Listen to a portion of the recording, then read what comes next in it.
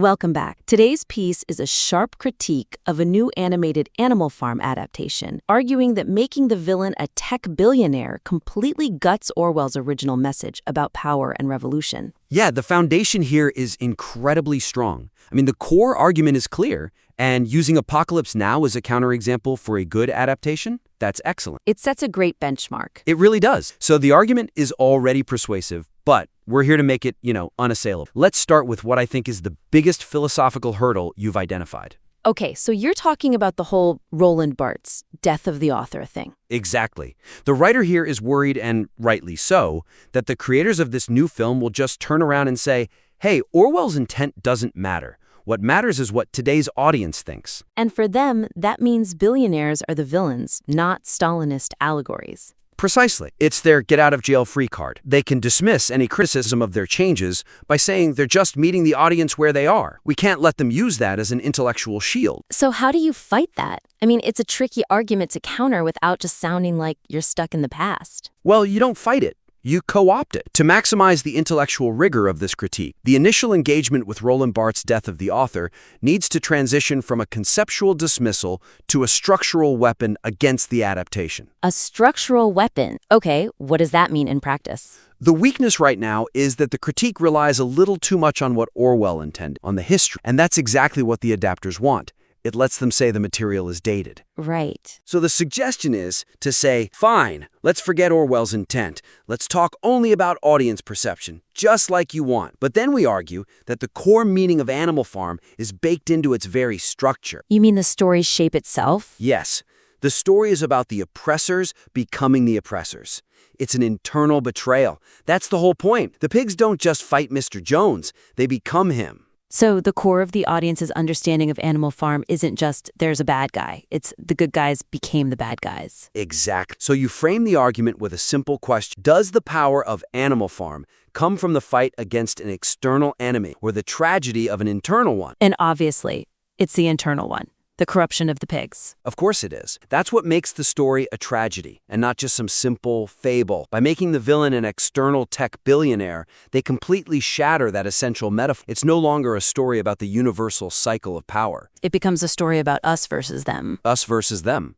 A simple class war story, and that's just not Animal Farm. You can argue they failed the audience perception test because the audience recognizes the story by its structure of internal decay, and this new version removes it. I see. That's a much stronger footing. It sidesteps the whole intent debate completely. It beats them on their own turf. Now, that connects directly to our second point, which is about relevance. Right. The material brings up that the original satire is kind of lost on people who don't know the Russian Revolution. It does, but we can sharpen that point. The argument that the original satire is lost due to the audience's lack of familiarity with the Russian Revolution should be integrated as a central, proactive reason why the new adaptation fails to achieve any lasting satirical relevance. Okay, so it's not just a problem of audience knowledge. No, it's a failure of vision by the adapters.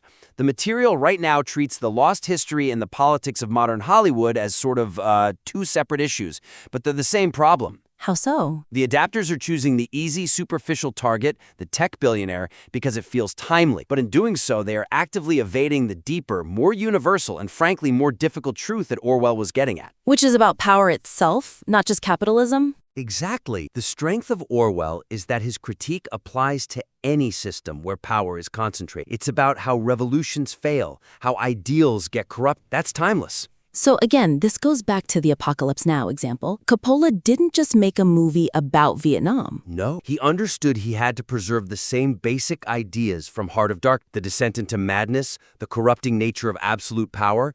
He just changed the wallpaper. Whereas this adaptation is tearing down the whole house. And building a flimsy tent. The suggestion is to really sharpen that contrast. Ask the question, how is the universal human flaw, our greed, our lust for power, retained when you just point the finger at a stand-in for Elon Musk? It isn't. The message becomes, that specific rich guy is bad, not any of us could become that. Let's rise up. The adaptations message is that modern capitalism is bad. One is a profound observation on human nature. The other is, a tweet. They're trading timelessness for timeliness. And that leads directly into the mechanics of the story, doesn't it? The framework itself. It does, which is our third and final point. The material says Animal Farm isn't the framework to do it in, meaning to critique crony capitalism. And that feels right, but it needs more teeth. I agree. It's a correct statement, but it's not a deconstruction. The critique of using the wrong framework needs stronger analytical detail, explaining why the original narrative structure of Animal Farm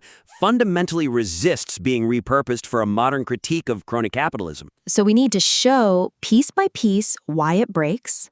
Exactly. You have to lay out the narrative requirements of Orwell's allegory. It needs a revolution against an old oppressor. Then, crucially, it needs the new leaders, the pigs, to become even worse through internal totalitarian purges, the propaganda, rewriting the 7 commandments. All of that is essential to the Stalinist allegory. It's essential to any allegory about internal corruption. But if your main villain is an external tech billionaire, what happens? The pigs are no longer the primary villains. They become victims, or at least revolutionaries fighting a noble fight against a corporate giant?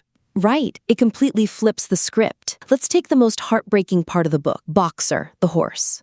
Oh, yeah. In the original, Boxer is the loyal worker betrayed by his own leadership. Napoleon sells him to the knacker for whiskey money.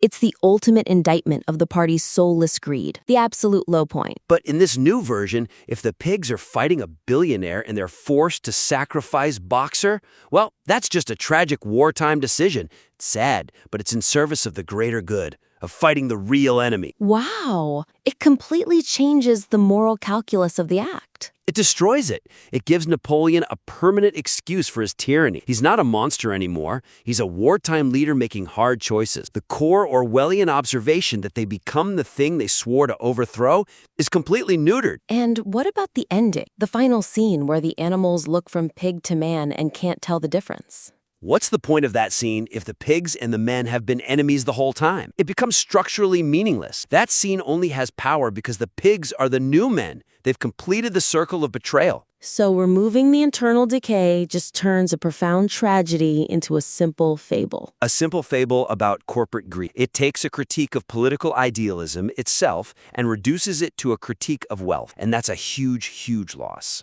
Okay, that feels very clear. Let's recap the actionable steps here. Right. First, you have to re-engage with Bar. Use the death of the author idea against the adaptation. Show that it fails even the audience perception test because it breaks the structural metaphor of internal betrayal. Second, connect the loss of historical context to a bigger failure of vision. It's not just that people don't know history, it's that the adapters chose superficial timeliness over universal relevance. And third, sharpen that analysis of the framework. Get into the weeds. Use specific examples like Boxer and the final scene to detail exactly what structural elements are destroyed when you shift the conflict from an internal revolution to an external corporate enemy. These changes should take what is already a very strong critique and just make it intellectually airtight. Absolutely. It'll be devastating. We really encourage you to implement these suggestions to refine the piece.